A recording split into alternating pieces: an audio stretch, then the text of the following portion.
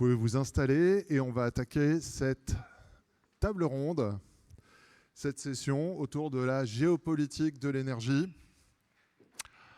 Sujet d'actualité, je ne sais pas si vous en conviendrez. Je pense ce qu'on entend dans les médias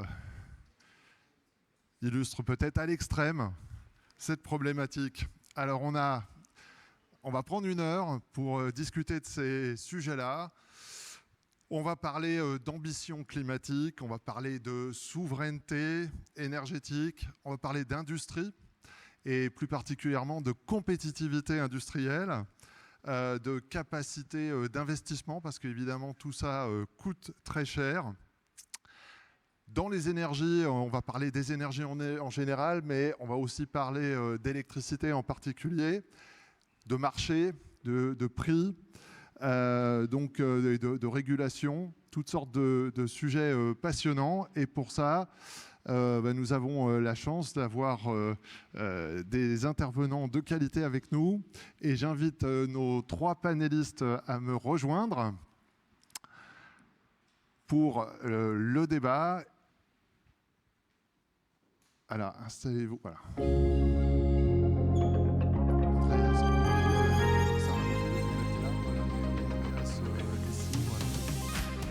Et Joseph. Voilà. Merci d'avoir répondu à notre invitation pour cette table ronde. Andreas, vous avez ce micro, vous devriez avoir 2 micros là-bas. Voilà. Et donc, merci d'avoir répondu à notre appel. Joseph Delatte, vous êtes responsable des études énergie et climat et expert résident pour l'Asie à l'Institut Montaigne. Sarah Gilibert-Chabram, vous êtes directrice adjointe de l'Office franco-allemand pour la transition énergétique. Et Andreas Rüdinger, vous êtes coordinateur de la transition énergétique France à l'Institut du développement durable et des relations internationales. Et puis à la fin de notre entretien, de notre table ronde, Isabelle Spiegel nous rejoindra pour un mot de conclusion, un mot de la fin. Isabelle est directrice de l'environnement chez Vinci. Voilà pour le modus operandi. Et j'ai envie de commencer par une première question à vous 3. Peut-être en commençant par vous, Sarah. Si vous deviez retenir un défi parmi les nombreux auxquels sont confrontée l'Europe aujourd'hui en matière d'énergie, quel défi retiendriez-vous ? Oui, j'ai un peu du mal à dire autre chose que la dépendance des énergies fossiles et la disparition des fournisseurs fiables pour cette énergie. On a vu déjà en 2022 la Russie. On voit maintenant le conflit en Iran, le détroit d'Ormuz qui est encore bloqué, et les champs pétroliers bombardés, etc. Tout ça, ça a entraîné une hausse de prix de gaz, du pétrole et de l'électricité aussi en Europe, menaçant ainsi pas seulement nos sociétés, mais aussi, bien sûr, le fonctionnement de notre économie et la compétitivité de notre industrie. Du coup, ça, c'est un défi, je trouve, qui est très important en ce moment. Et deuxièmement, c'est aussi la situation géopolitique très tendue qui nous fait prendre conscience de nos faiblesses, de notre dépendance vis-à-vis d'autres pays, d'autres étapes pour notre système énergétique.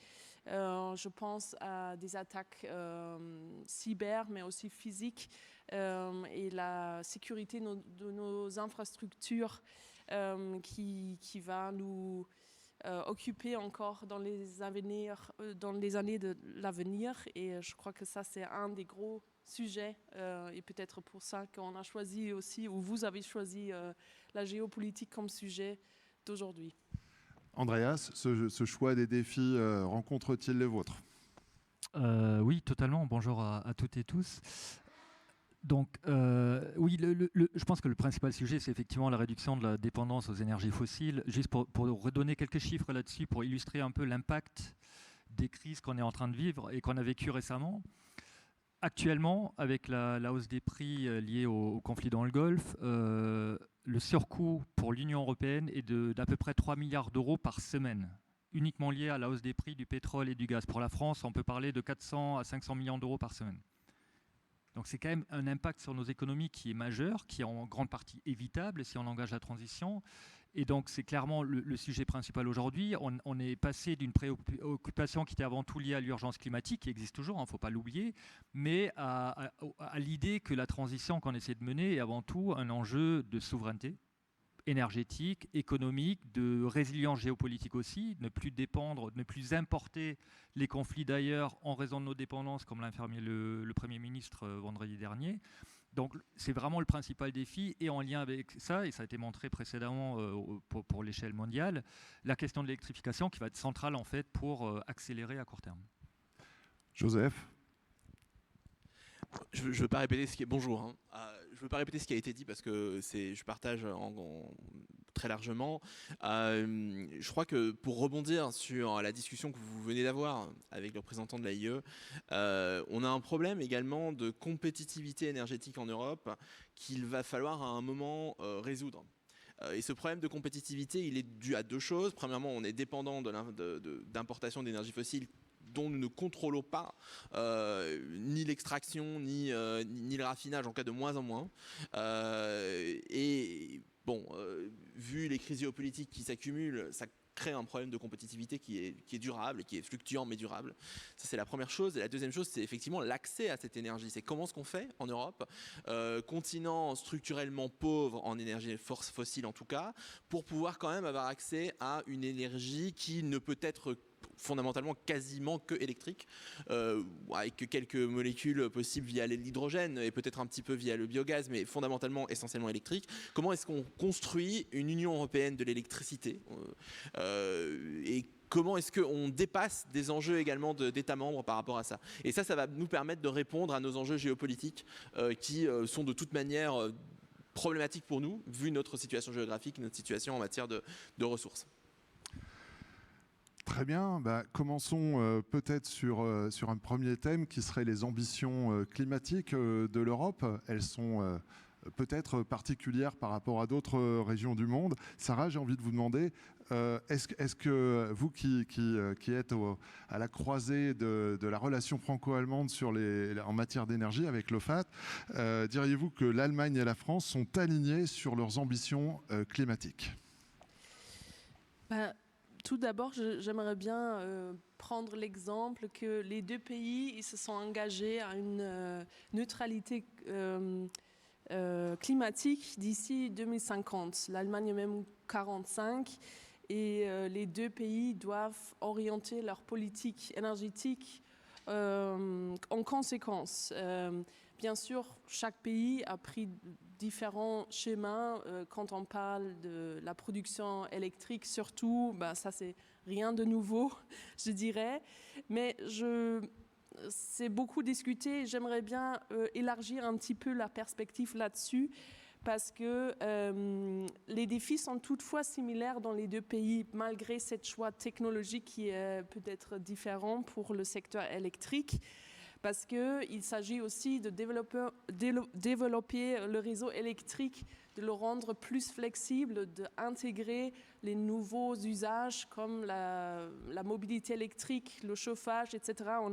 On a entendu M. Delatte en disant qu'il y a une consommation qui va croître et on va avoir des défis dans le système électrique qui sont de jamais vus.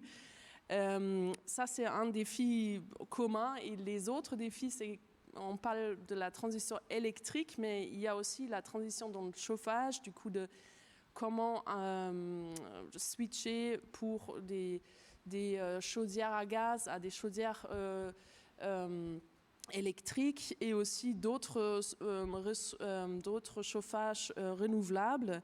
On a la transition dans le transport, on a la décarbonation de l'industrie, ça c'est tous des mêmes enjeux et on a dans les deux pays, il faut trouver des solutions pour cela qui ne sont pas incomplexes. Et bien sûr, il y a aussi tout cet enjeu de digitalisation parce qu'il faut savoir, pour optimiser le réseau, il faut plus optimiser aussi les usages de faire du smart grid, smart meter, etc. Et du coup, ce sont des enjeux qui sont pareils dans les deux pays, je dirais.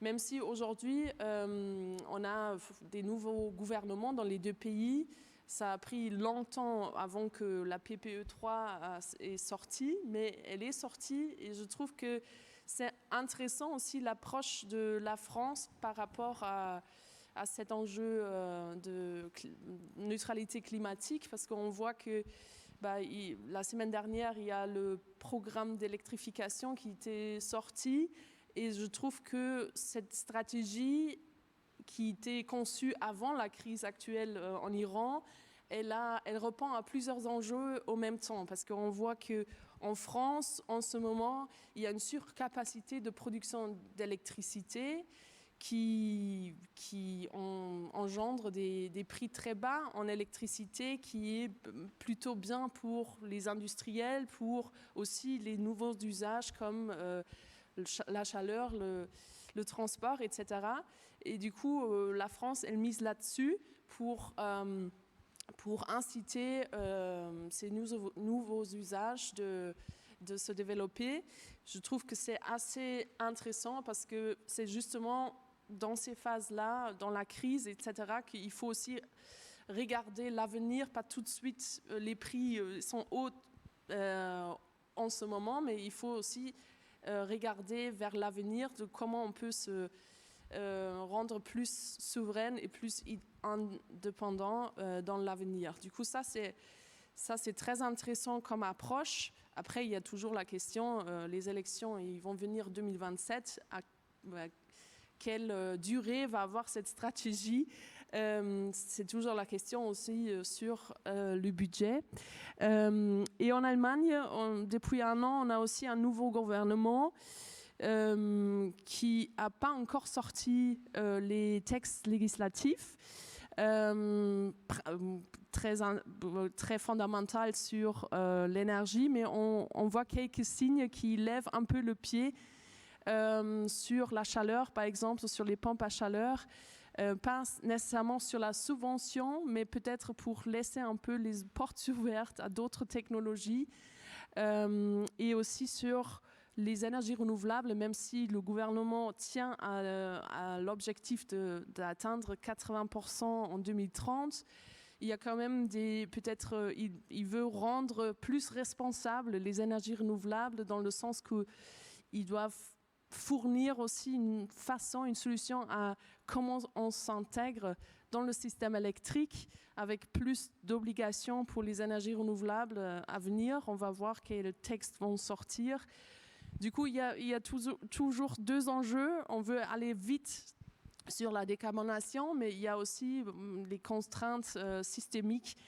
Et du coup, je trouve que le réseau, c'est un des facteurs principaux sur lesquels on doit se pencher pour le rendre plus adapté à notre système de l'avenir.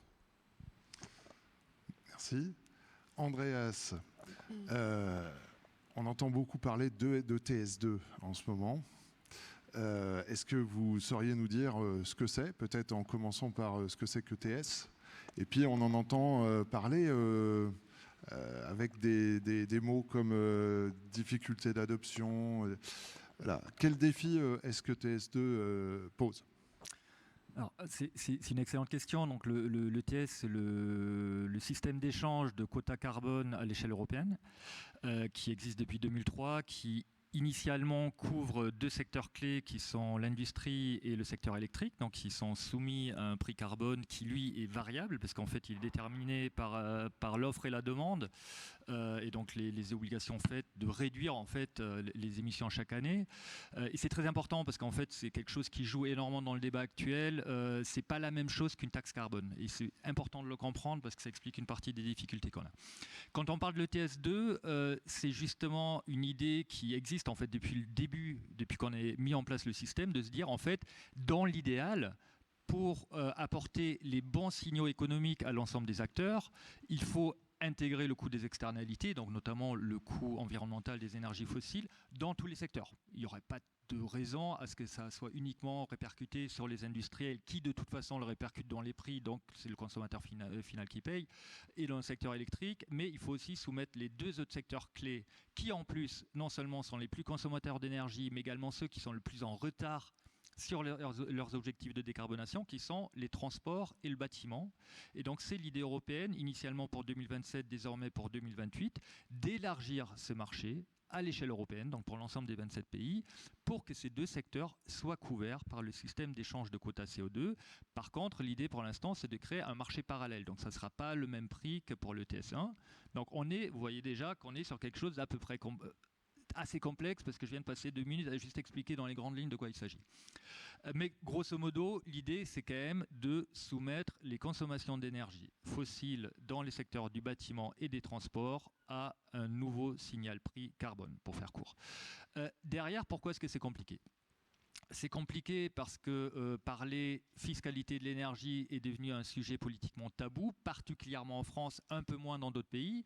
Vous vous rappelez la crise des Gilets jaunes en 2018. C'est le dernier moment en France où on a essayé de parler, de poser politiquement le sujet de la fiscalité de l'énergie. À l'époque, on avait une trajectoire qui prévoyait que le signal fiscal sur le carbone qui existe déjà en France, qui est la contribution climat-énergie, allait augmenter chaque année, initialement pour atteindre un prix de 100 € la tonne de CO2 en 2030. Avec la réforme qui était prévue avec le projet de loi des finances de 2018, on était plutôt à 160 € en 2030. Ce qui s'est passé avec la crise des Gilets jaunes, c'est qu'on a mis tout ça en stand-by. On est resté depuis 2018 à un prix du CO2 de 44 € la tonne de CO2 en France, donc qui est déjà existant pour l'ensemble de l'énergie consommée dans les bâtiments et les transports. Donc aujourd'hui, il y a deux questions. Il y a un débat, il y a la question générale de comment est-ce qu'on arrive à refaire vivre un débat constructif sur la fiscalité de l'énergie et la fiscalité écologique en France, parce que c'est devenu un sujet tabou, une patate chaude auquel aucun politique ne veut toucher. Donc le TS2 en France, en fait, on a bien vu, le gouvernement s'en est pas saisi, les députés ne se sont pas saisis, à part certains groupes à tendance plutôt populiste pour dénoncer un autre outil de l'écologie punitive venue de Bruxelles dont on ne veut pas. Et en fait, on n'a pas de discours volontariste qui essaye de montrer que la fiscalité écologique peut être aussi un outil de justice sociale, de cohérence environnementale, voire même de compétitivité en orientant les choix d'investissement pour l'avenir. Donc ça, c'est le premier défi. Et le deuxième, c'est en fait la question, on va dire, plus micro, plus technique, de qu'est-ce qu'on fait cet outil, comment est-ce qu'on l'intègre à l'ensemble des outils fiscaux sur l'énergie qui existent déjà. En ce moment, vous entendez parler de beaucoup de choses. Les assises sur l'énergie, donc il y a la taxe sur l'énergie principale qui existe en France, qui est une taxe de rendement, 60 milliards d'euros pour l'État français chaque année en intégrant la part de TVA. Il y a la TVA, il y a les C2E, les certificats d'économie d'énergie, les certificats de production de biométhane prochainement. Donc en fait, il y a tout un tas d'outils où il faut se dire, mais en fait, le TS2, comment on l'intègre là-dedans ? Est-ce qu'il vient en substitution de la contribution climat-énergie, donc du signal prix carbone existant ? Est-ce qu'il vient en plus ? Est-ce qu'on met en place des politiques de compensation ciblées sur certains acteurs, les ménages les plus modestes, etc.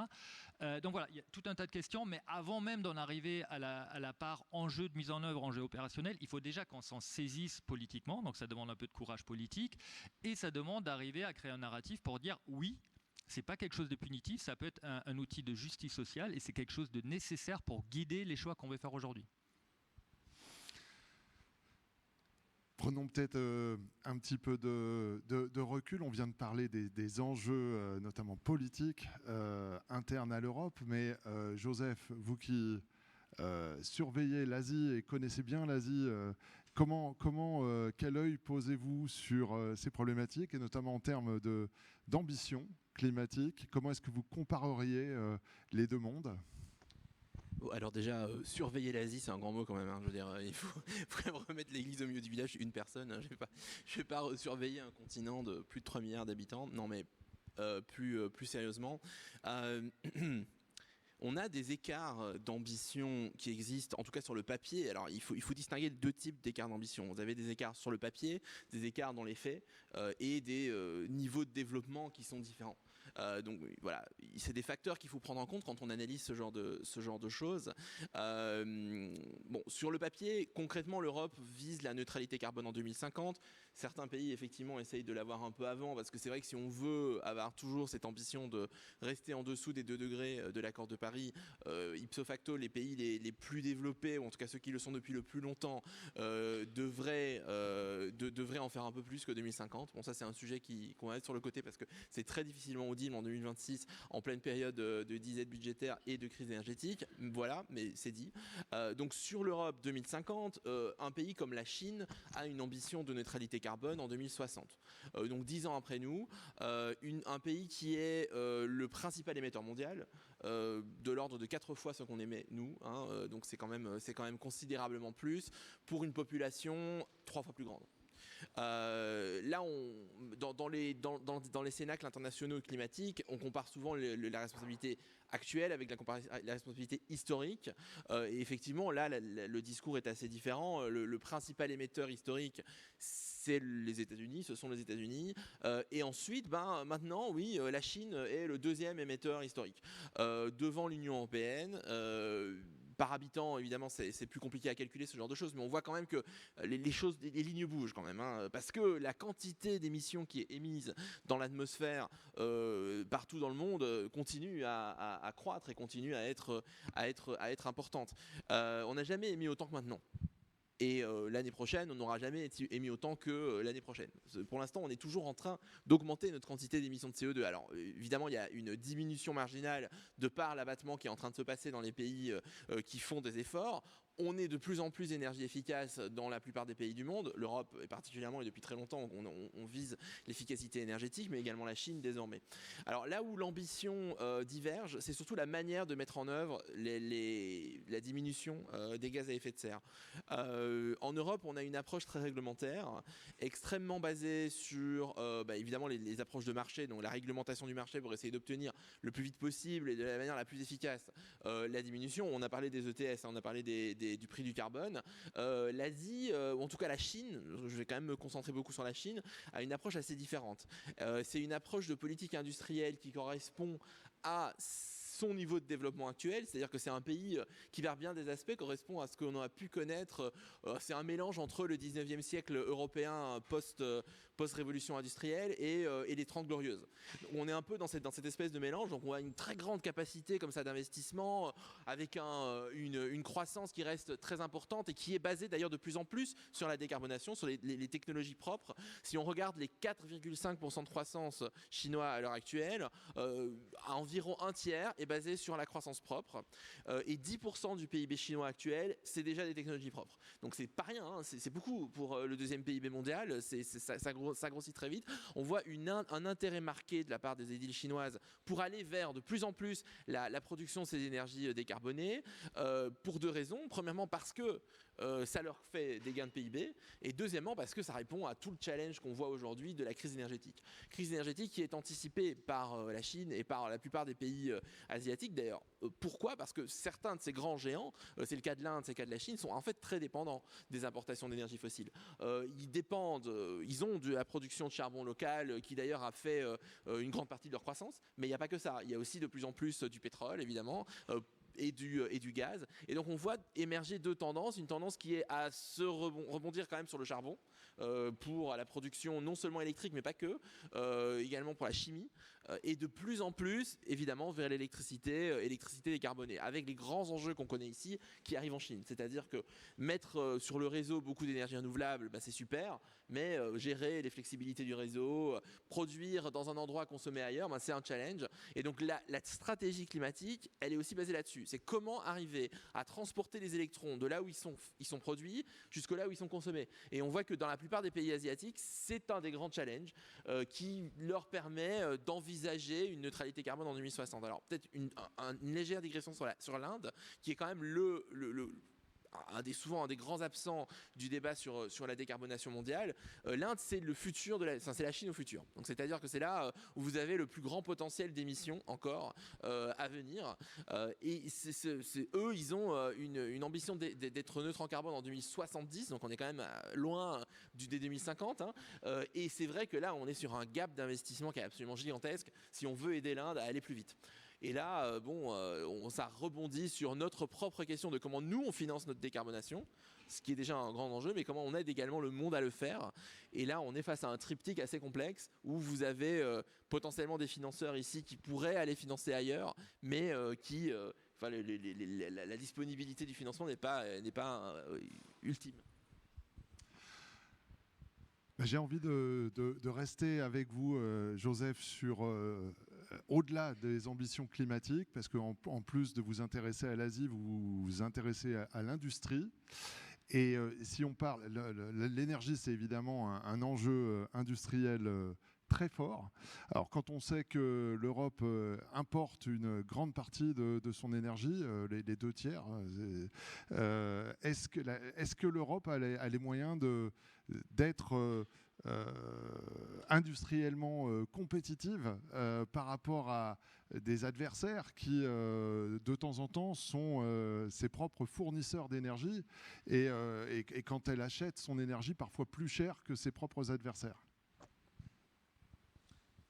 C'est une excellente question. Tout dépend des règles du jeu. Si on est sur des règles du jeu qui se basent sur l'ancien monde, c'est-à-dire un monde où il n'y a pas de tarification des externalités du carbone, donc très concrètement, si on continue à jeter nos déchets dans l'atmosphère, parce que c'est ça l'histoire, hein, jusqu'au 19e siècle, avant Eugène Poubelle, on pouvait jeter nos déchets par terre, on attendait que les chiffonniers viennent les récupérer, mais vous ne payez pas pour vos déchets. C'était comme ça que ça se passait. De nos jours, on doit mettre notre poubelle dans la rue et vous payez dans vos taxes le coût de la poubelle. Il y a d'autres manières de tarifier dans certaines communes. Mais c'est concrètement ça. Donc si évidemment on continue à consommer des produits de pays où ils peuvent jeter leurs poubelles par terre ou dans l'atmosphère dans ce cas-ci, sans payer l'externalité, alors là oui, on sera très difficilement compétitif. Par contre, effectivement, si on arrive dans un monde où l'Europe, et c'est d'ailleurs ce que l'Europe essaye de faire avec l'ajustement carbone aux frontières notamment, où on met le vrai prix des choses, où vous payez l'externalité quand vous importez les choses, alors là oui, il y a tout à fait moyen de produire en Europe. Tout à fait moyen de produire à deux conditions quand même assez importantes. Non seulement qu'il y ait une tarification qui rééquilibre la balance industrielle, où en gros on a les mêmes règles du jeu, et deuxièmement où on est capable de produire en Europe ou d'importer d'une certaine manière de l'énergie décarbonée. Et là, on a du potentiel européen, mais il n'est pas géographiquement réparti de manière équitable. Donc vous avez le même enjeu d'aller amener les électrons là où vous le consommez, ou peut-être, et d'ailleurs ça va sûrement être le cas pour certaines industries, de déplacer l'industrie là où vous avez la capacité de production. Et donc par exemple, on voit que l'Europe est inégalement répartie. Vous avez quand même dans le nord de l'Europe, en Scandinavie, des grands foyers de production d'électricité décarbonée. Dans le sud de l'Europe, l'Espagne, hein, grosso modo, la péninsule ibérique, une partie du sud de l'Italie, une partie du sud de la péninsule des Balkans, vous avez des grosses capacités également de production. Dans le centre industriel européen, c'est plus complexe. Donc alors, soit vous faites beaucoup de nucléaire, mais ça coûte très cher et c'est un capex très long, soit vous devez connecter ces grands centres de consommation avec des centres de production. Et là, on est donc sur un enjeu européen d'interconnexion qui est vraiment très, très très important, mais qui risque aussi de créer des frictions. Par exemple, les Français payent leur prix de l'énergie pas très cher, l'électricité en tout cas pas très cher par rapport à leurs voisins, et si vous vous interconnectez, évidemment, le prix va être équilibré, donc il risque d'avoir une augmentation, ou en tout cas, ça n'ira pas vers la descente. On retrouve la problématique du réseau que vous évoquez, Sarah.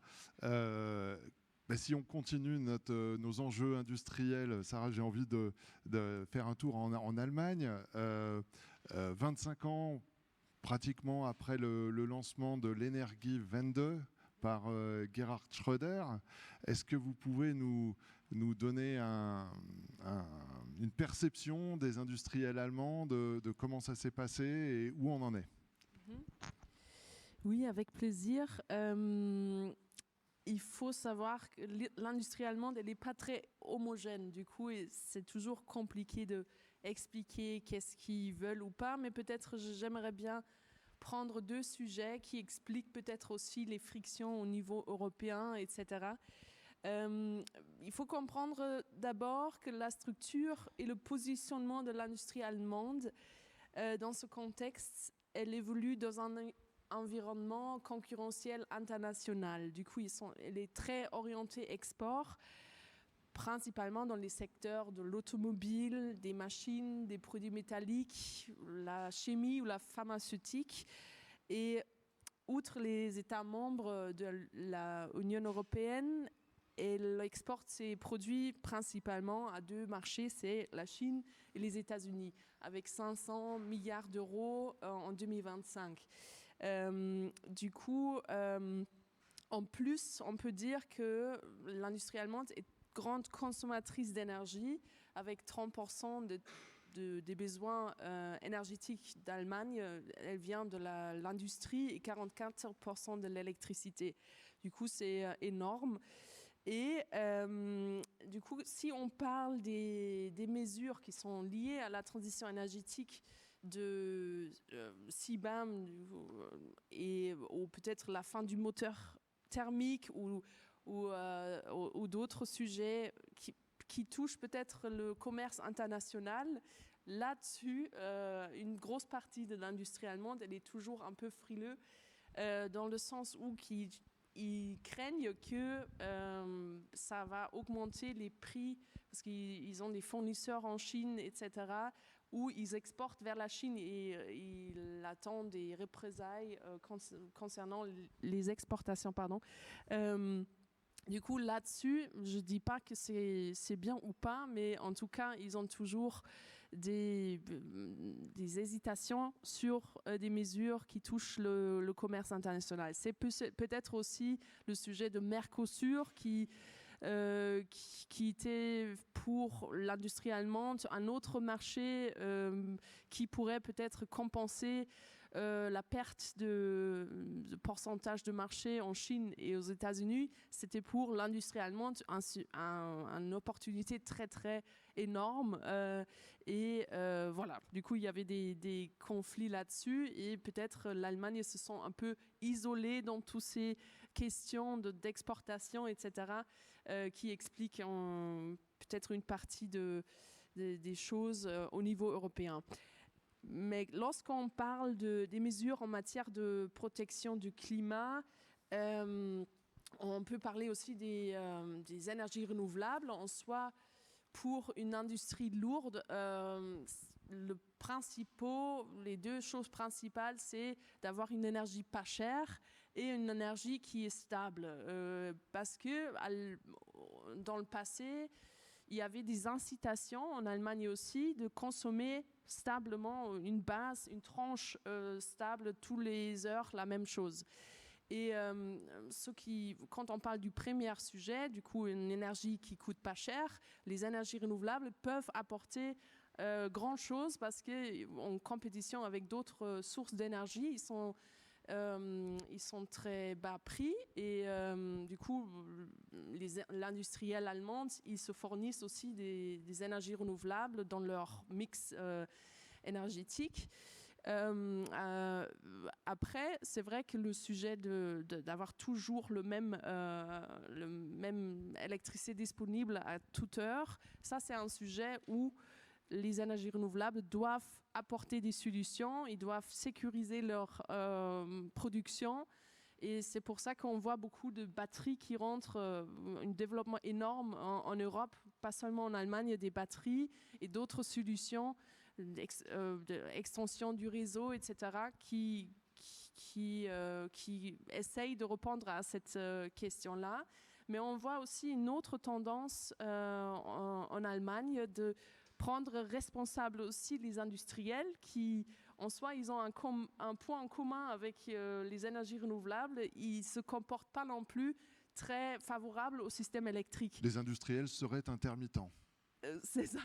Du coup, la CRE allemande, elle essaye de aussi pousser les industriels dans les moyens où ils peuvent. Bien sûr que tous les industriels, ils ne sont pas pareils et ils n'ont pas toutes les mêmes possibilités de flexibiliser leur production, mais au moins essayer une partie de leur production doit être un peu flexible, et je trouve que pour peut-être une entreprise comme Vinci aussi, ça c'est deux aspects très intéressants pour l'économie aussi, de comment rendre plus flexibles les industriels qu'on a et en fait les énergies renouvelables dans le système pour que ça matche, pour que ça fonctionne ensemble. Et je crois que ça, c'est des grands enjeux pour les industriels et pour les énergies renouvelables à l'avenir.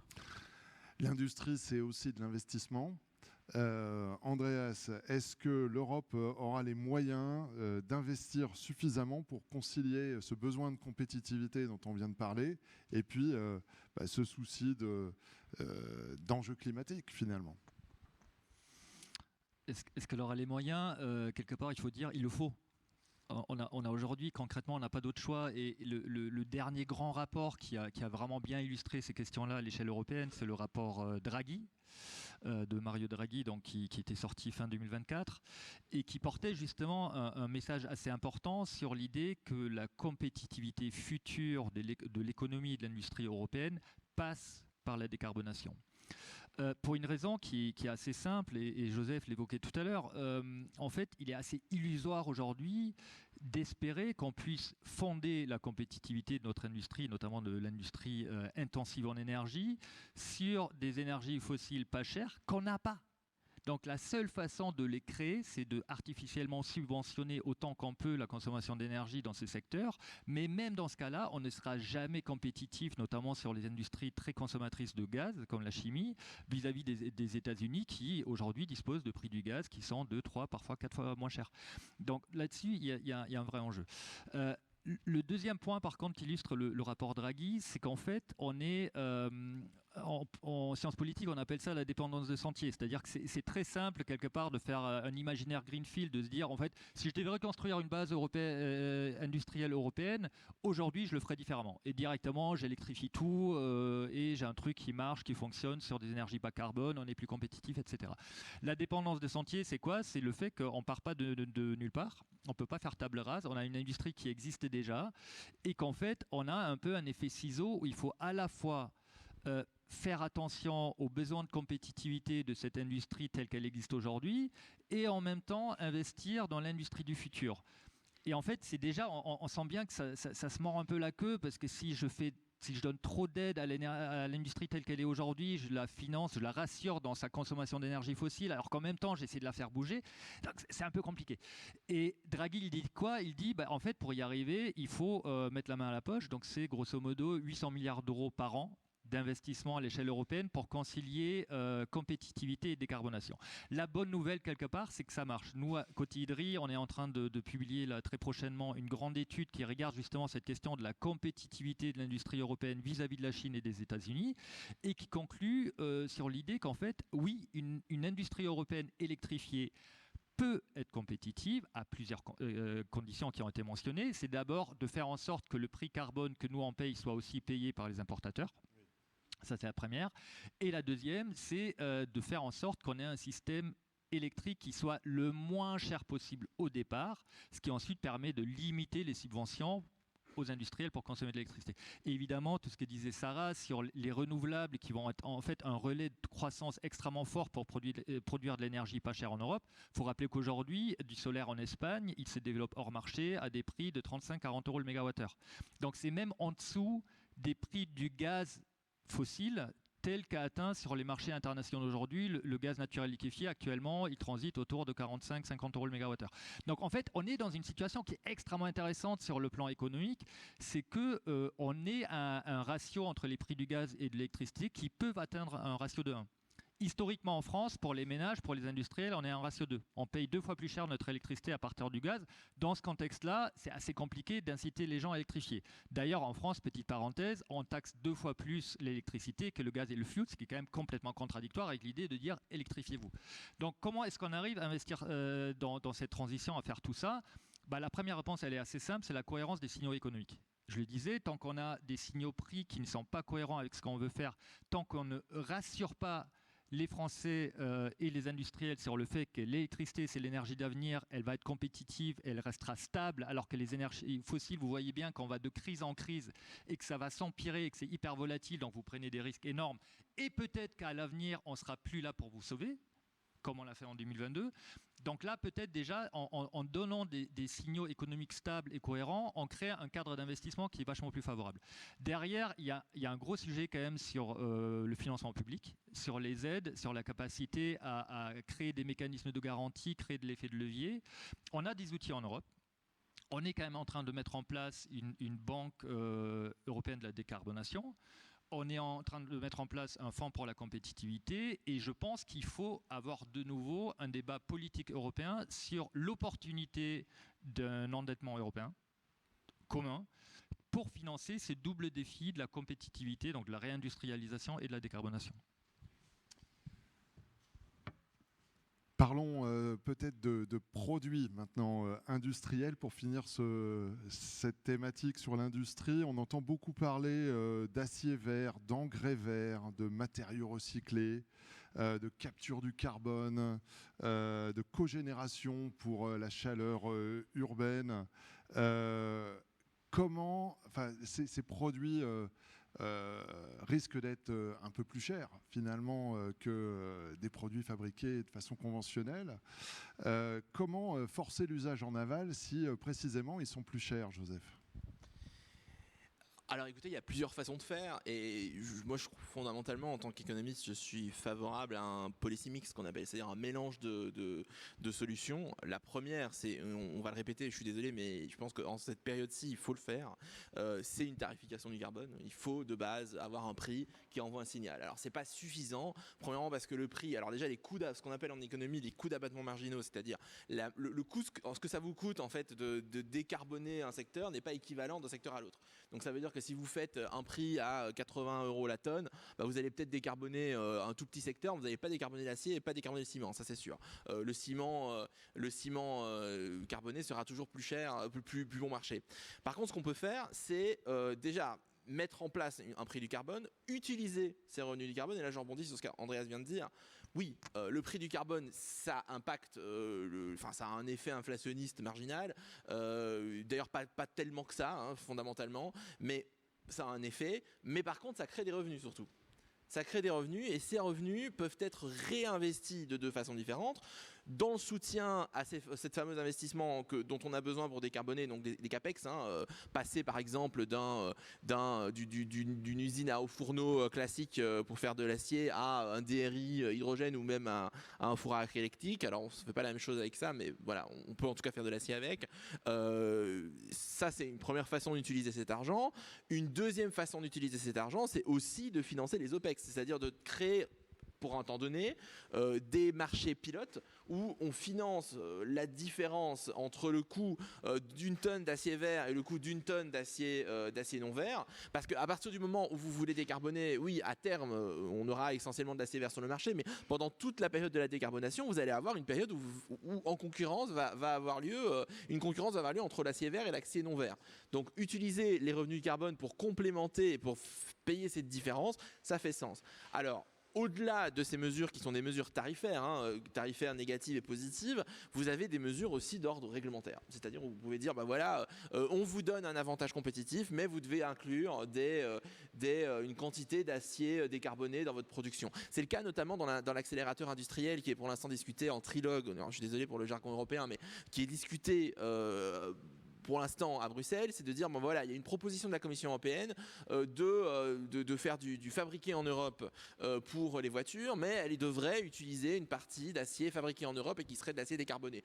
Ça c'est très bien, je veux dire, il faut généraliser ce genre de choses parce que ça permet de créer la demande et ça c'est fondamental dans la décarbonation, c'est la demande. On a parfois des problèmes de demande quand on lance des marchés de produits décarbonés et il faut que cette demande soit là. Et peut-être pour aller encore un peu plus loin. Vous savez, si vous faites un appartement de 100 mètres carrés en utilisant du ciment décarboné, le prix de l'appartement, le différentiel de prix au total de votre appartement, en fait, c'est pas tant que ça, c'est quelques centaines d'euros. Alors oui, on a un problème de modèle économique qui est que l'intermédiaire revendeur de ciment pas spécialement le producteur et pas le consommateur final, mais l'intermédiaire souffre économiquement de ce problème de différentiel de prix. Mais en fait, le client final, au final, vous savez, quand vous achetez votre appartement de 100 mètres carrés, si ça vous coûte quelques centaines d'euros, voire même quelques milliers d'euros de plus, c'est pas spécialement gigantesque quand vous additionnez tout, hein, quand vous additionnez ciment, acier, etc. Donc en fait, il y a un problème de modèle à repenser. Inclure les obligations d'utiliser, graduelles évidemment, d'utiliser ces produits décarbonés, utiliser les revenus du carbone, et peut-être avant de terminer sur ça, la question de l'utilisation des revenus du carbone, elle n'est pas uniquement à l'instant T, mais elle est quand en a-t-on vraiment besoin. Et là, le problème européen est quand même assez cornélien, c'est que, bon, je rebondis sur ce qu'Andreas a dit par rapport à l'endettement commun. Une façon de faire de l'endettement commun, et en tout cas c'est ce que nous, c'est notre position, ce serait d'anticiper les revenus du carbone en disant on fait une anticipation de ces revenus, on considère qu'on va recevoir du marché carbone européen une quantité de milliards d'euros, parce que c'est calculable ce genre de choses, alors bon évidemment avec des variations, et on considère qu'on les anticipe pour pouvoir justement financer cette décarbonation dont on aura besoin avant que les revenus n'arrivent. Et ça c'est un vrai challenge, parce que pour pouvoir faire admettre ça au niveau européen, il faudrait admettre deux choses. Premièrement, il faut réaliser que pour l'instant les revenus du carbone qu'on a, qui sont relativement mineurs mais qui existent quand même, c'est plusieurs milliards d'euros, en fait sont très peu utilisés vers la décarbonation. Dans certains pays ça va jusqu'à 5%, seulement 5% du revenu du carbone est utilisé vers la décarbonation, donc vous avez 95% qui va à autre chose. Alors si la chose la plus idiote, c'est de remettre ça dans le budget de l'État, parce que ça ne sert pas à ça, un revenu du carbone. J'entendais parfois d'ailleurs le chancelier Merz dire mais non, le marché du carbone ce n'est pas un outil pour prélever de l'argent. Je dis si. Si. Alors là, c'est le b.a.-ba de l'économie. Vous devez prélever de l'argent avec ça et réinvestir cet argent, et pas le remettre dans le budget de l'État. Ça, c'est sûr et certain. On n'est pas sur une taxe, en fait. On n'est pas sur un système de redistribution de la richesse. On est sur un système qui vous permet de changer de modèle économique. Et ça, c'est très important de le faire comprendre aux industriels, de le faire comprendre aux gouvernants, que c'est comme ça qu'on va réussir à régler ce problème. Donc, anticiper ses revenus et arriver à le faire au niveau européen. Alors, ce tour d'horizon des énergies ne serait pas complet, bien sûr, si on ne parlait pas d'électricité. L'électricité, c'est une partie de l'énergie finale, et c'est même une petite partie, c'est moins d'un quart. Sarah, quelles sont, selon vous, les différences entre les approches allemandes et françaises en termes de mix d'énergie renouvelable et fossiles, et au vu de la crise que nous traversons, quelles sont les chances de l'Europe de ressortir grandie de ces vicissitudes? Oui, les différences entre le mix électrique, il est évident. En France, on a 66-68% d'énergie nucléaire, et l'Allemagne, elle a décidé de sortir du nucléaire en 2022. Et du coup, ça c'est une différence. Et du coup, pour l'Allemagne, l'objectif c'est d'atteindre 100% d'énergie renouvelable dans le système électrique en 2040. Et du coup, j'aimerais bien abondir sur, parce qu'on a parlé de l'industrie et de quels sont les gros défis pour l'industrie en Europe, les prix, etc.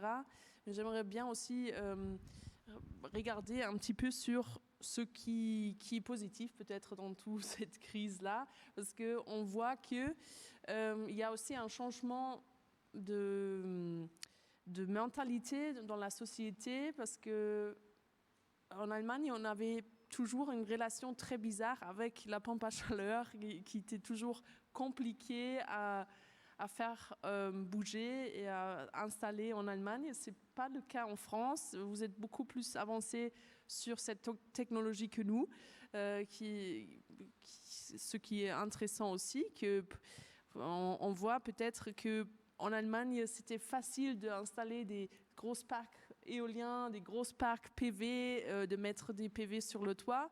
Mais quand on parle de la chaudière, de quelque chose de très privé, ou de la voiture, là, c'est plus compliqué. Mais malgré tout, on voit aussi en Allemagne, c'était la première année en 2025, que les pompes à chaleur, ils étaient plus vendus que des chaudières à gaz. Et c'est la première fois dans toute l'histoire que ça arrive. Et je crois que même la société va changer aussi. Et on a vu ça dans les années 70 où il y avait des chocs pétroliers aussi, que ça, c'était le temps où l'efficacité énergétique est devenue grande. On a pas mal investi dans les énergies, dans le nucléaire, dans les énergies renouvelables, dans les voitures plus efficaces, etc. Du coup, ça pourrait être une chance aussi que ça va booster certaines technologies dont on avait peut-être plus du mal à les faire installer chez nous.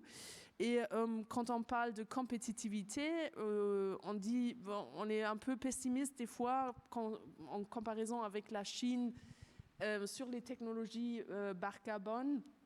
Mais je ne vois pas que tout est déjà décidé sur, par exemple, les batteries. Il y a des batteries pour les voitures électriques, mais il y a aussi beaucoup de besoins pour des batteries un peu plus complexes, plus grandes pour notre système électrique, où la recherche et le développement peut avancer, et aussi la voiture électrique en soi-même. On a l'impression que les constructeurs européens, ils avaient un peu du mal à voir cette tendance, mais je dirais que la compétition, elle n'est pas encore finie et terminée, parce qu'il y a bien sûr aussi des trucks électriques qui vont venir. Il y a le marché européen, il est assez grand aussi pour tout ça, il est très stable. Du coup, là-dessus, il y a pas mal des opportunités également. Et quand on parle des data centers, de l'intelligence artificielle, pour les data centers, par exemple, il y a bien sûr le besoin d'un prix très bas pour être installé en Europe, mais aussi un système électrique qui est très sûr. Et là-dessus, on a aussi un atout à jouer parce qu'en Europe, on a les infrastructures les plus sûres du monde. Quand on compare avec les États-Unis, par exemple, c'est quelque chose de pas imaginable. Et je trouve que il faut aussi se concentrer un petit peu sur toutes ces opportunités. Et l'industrie 4.0, c'est une autre opportunité pour rendre plus efficace en fait la consommation électrique dans les industries. Juste pour peut-être un petit aperçu sur les choses, peut-être que vous voulez complémenter là-dessus. Andreas, la question vous inspire ? Elle m'inspire évidemment, mais je pense qu'il y a une course aux énergies vertes, et on l'a vu tout à l'heure, qui existe au niveau mondial. La Chine s'y attaque très différemment de nous, hein, à la fois en tant que de premier producteur, premier gestionnaire entre guillemets de matériaux critiques, ça a été évoqué tout à l'heure, et premier marché en fait, hein, en termes de demande pour toutes les technologies maintenant, que ce soit pour les véhicules électriques, le solaire, l'éolien. La Chine devient le premier marché pour tout, donc elle part de plus en plus sur une consommation, une croissance qui est aussi alimentée par la consommation intérieure. Donc en Europe, on est investi dans cette course, et il ne faut surtout pas relâcher. Moi, j'étais ce matin avec des députés pour discuter électrification, et on entend quand même pas mal revenir cette petite musique en France de dire oui, mais vous êtes bien gentil, mais sur la voiture électrique, en fait, on a déjà pris du retard face à la Chine, on n'est pas si bon, et par contre sur le thermique, on a quand même tout un réseau de sous-traitants, un savoir-faire et tout, donc faut un peu l'exploiter avant de passer à autre chose. Je dis ouais, mais en fait c'est un peu cynique comme discours, parce que du coup vous essayez de vous maintenir plus longtemps dans le système actuel, tout en sachant pertinemment qu'après c'est fini. Et là-dessus, c'est tout l'intérêt, c'est pour ça que j'évoquais le rapport Draghi, de gérer de façon combinée l'agenda industriel et l'agenda de décarbonation, pour vraiment dire, on n'est pas... Enfin, ça a été évoqué, à l'échelle européenne, on a une situation hyper paradoxale actuellement, qu'on appelle souvent le backlash écologique, cette idée qui est très récurrente chez les politiques de tous les pays, de dire si aujourd'hui on n'est pas compétitif, c'est à cause des politiques climatiques. C'est parce qu'on a un prix du carbone qui renchérit, etc. Plutôt que de dire l'inverse, en fait, non, c'est des politiques qui essaient justement de nous aider à réduire notre dépendance aux énergies fossiles qui sont la vraie raison de ce différentiel de compétitivité. Donc on a un petit problème de narratif là-dedans sur lequel il faut travailler avant d'y arriver. Mais encore une fois, pour le faire, il faut effectivement de l'électricité compétitive, pas chère et surtout stable dans le temps. On pourrait continuer comme ça encore longtemps. J'avais encore plein de questions, mais le temps file. Est-ce qu'on a le temps pour des questions de la salle ou on accueille tout de suite Isabelle? Donc, pardon? Ok. On aura l'occasion d'échanger. Donc, j'invite Isabelle Spiegel à nous rejoindre pour un mot de la fin, un mot conclusif. Isabelle, vous êtes directrice de l'environnement chez Vinci. Tout à fait, bonjour à tous et à tous, et merci beaucoup pour ces propos absolument passionnants. Géopolitique des énergies, je pense que ce qu'on constate, c'est malgré des avancées encore trop souvent décevantes, le changement de prisme est quand même bel et bien là. Et l'électrification, qui était déjà une évidence, je pense, pour nous tous dans ce panel, est devenue une ambition plus que partagée. Et donc, je voudrais vous remercier d'abord pour la qualité de ces échanges, votre précision, à la fois votre hauteur de vue. Donc, vraiment, merci. Et il mérite d'ores et déjà un très grand applaudissement, ou 2 très grands applaudissements.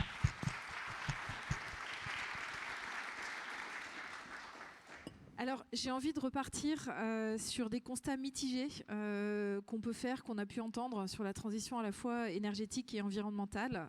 Y a-t-il un retour et un recul de l'écologie dans l'opinion publique?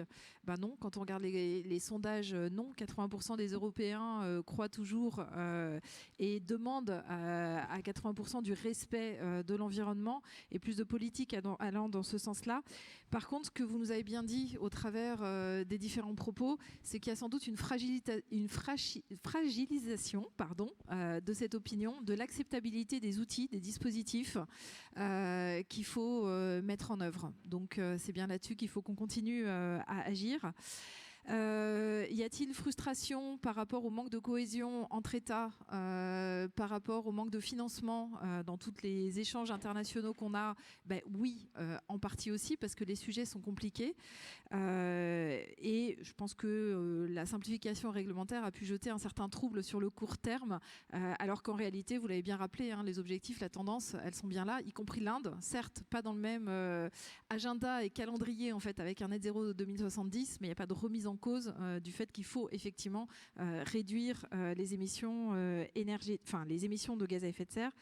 Et donc, ne passons pas à côté de cette transformation qui est presque silencieuse, mais qui traverse l'agenda international, qui est largement mise en exergue par ces questions de géopolitique des énergies et qui fait que des sujets évidents deviennent aujourd'hui des ambitions totalement partagées par tous les pans de l'économie, de la société, des associations, etc. Donc ces enjeux énergétiques, environnementaux, ils se sont installés durablement au cœur de l'agenda économique mondial. Et ça change quand même tout. Si je regarde un petit point de recul sur les conférences internationales, elles continuent à s'intensifier, elles se sont spécialisées. Hein, on a le climat, la biodiversité, l'eau en fin d'année normalement par les Nations Unies au Moyen-Orient. On espère que ça pourra se tenir. Et à chaque fois, ce sont des conférences internationales dans lesquelles les délégations ministérielles ne sont pas seules à débattre, puisque la société civile et le monde économique sont également présents pour faire bouger les lignes. Donc la base pousse, propose et invente un certain nombre de choses.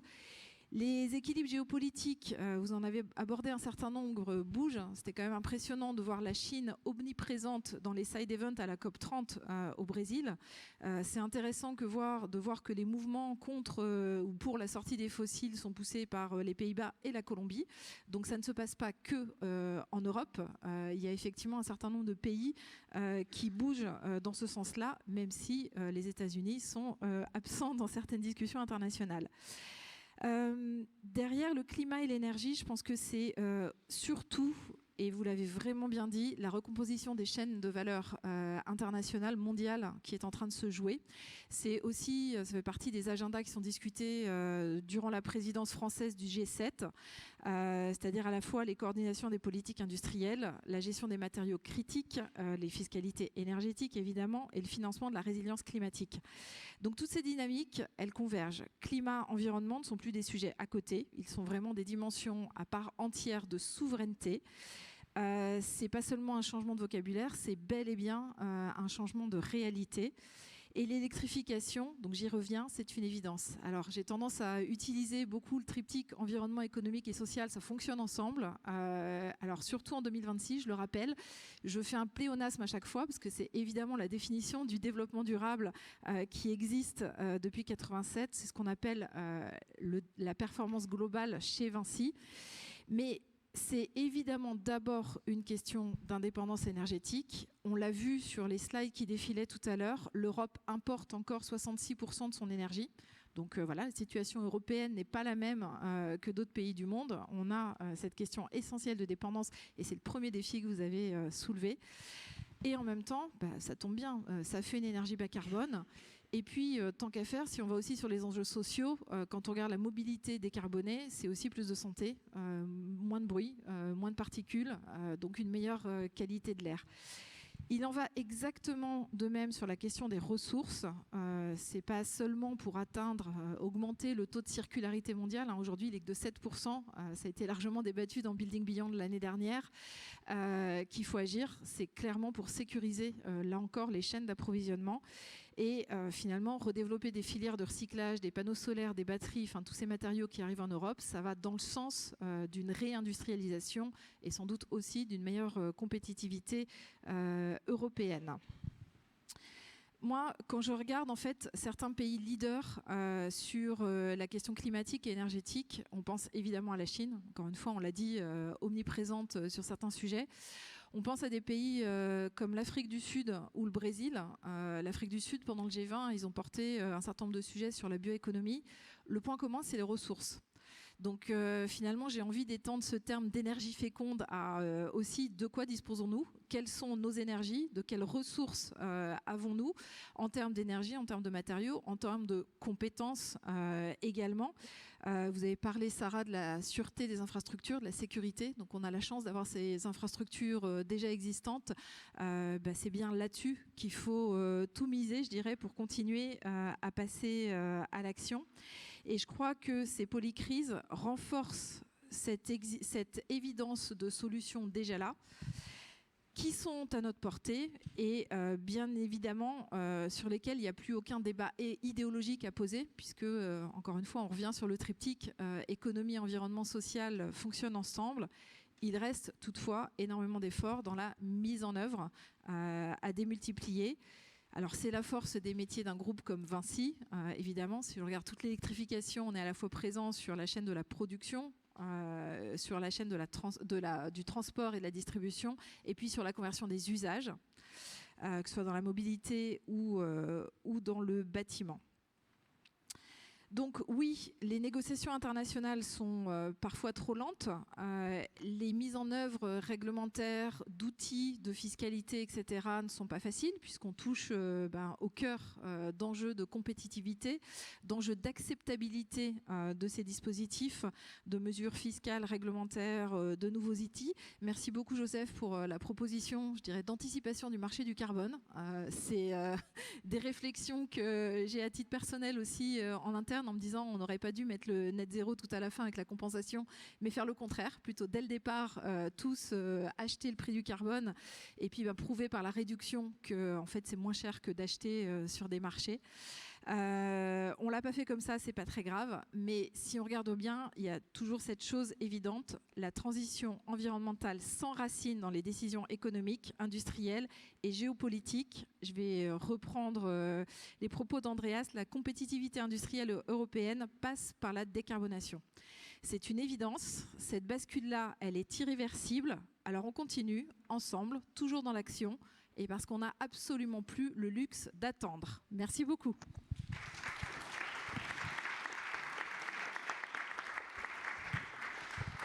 Merci à tous, merci encore à nos panélistes pour avoir répondu à notre invitation. Et ça conclut cette table ronde. Merci à toi, Lucas, qui m'a plus qu'aidé à préparer cette session. Merci Laurent, merci à vous quatre. Je vous invite à regagner l'auditoire et on va conclure cette matinée immédiatement avec la dernière session. Alors jingle.